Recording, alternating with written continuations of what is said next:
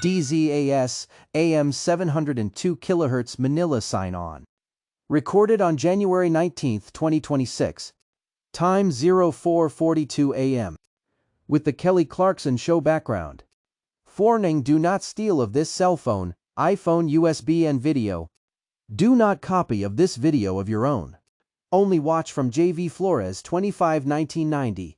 Ladies and gentlemen, the Philippine National Anthem, Station Notice 2026, and Ang Magandang Balita opening. DZAS AM 702 kHz start from the beginning.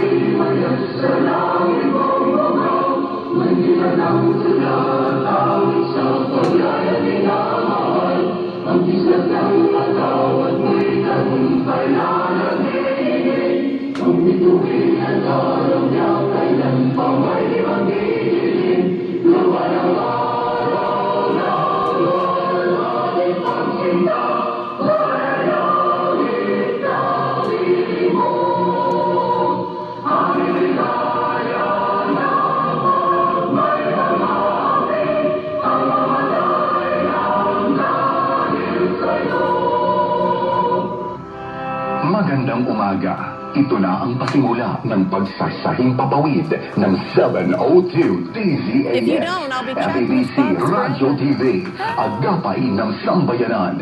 Ang himpilang ito na hindi komersyal ay pag-aari at pinamamahalaan ng Far East Broadcasting Company Philippines. Ang DZAS ay may lisensya mula sa National Telecommunications Commission na may bilang na If you don't, I'll be tracking this box, BXE-0795-2017. Nagsasahing papawid ang 702 DZAS araw-araw sa lakas na 50 kilowatts sa 702 kHz sa AM band mula alas 4:35 ng umaga hanggang alas 12 ng hating gabi.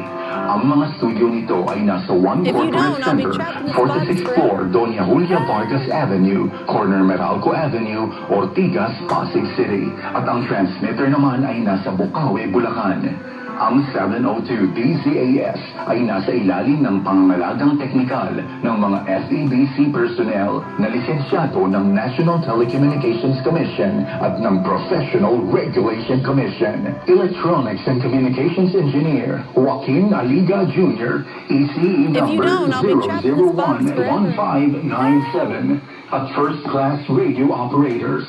Elizalde Aramay, NTC number 17-1PNCR-268486. Eduardo Balyad, NTC number 97-1-PHN-19888. Rafael Barduquillo, NTC number 14-1-PNCR-26670. George Cristobal, NTC number 16-1-PNCR-26841.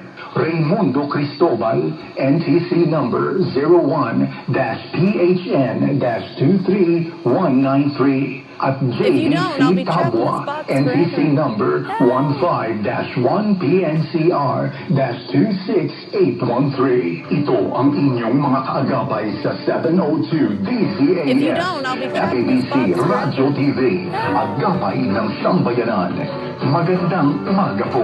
Atin ang pasimulan ang bawat umaga ng mabubuting balita.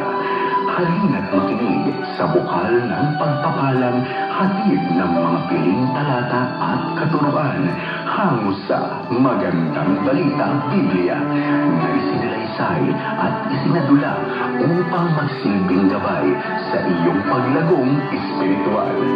Ang mga talatang ito'y tinipon ayon sa Daily Bible Reading Guide na inilimbag ng Philippine Bible Society. Sundan at subaybayan araw-araw upang makumpleto ang pagninilay sa salita ng Diyos sa loob ng isang taon. Halina at ating tuklasin ang magandang balita.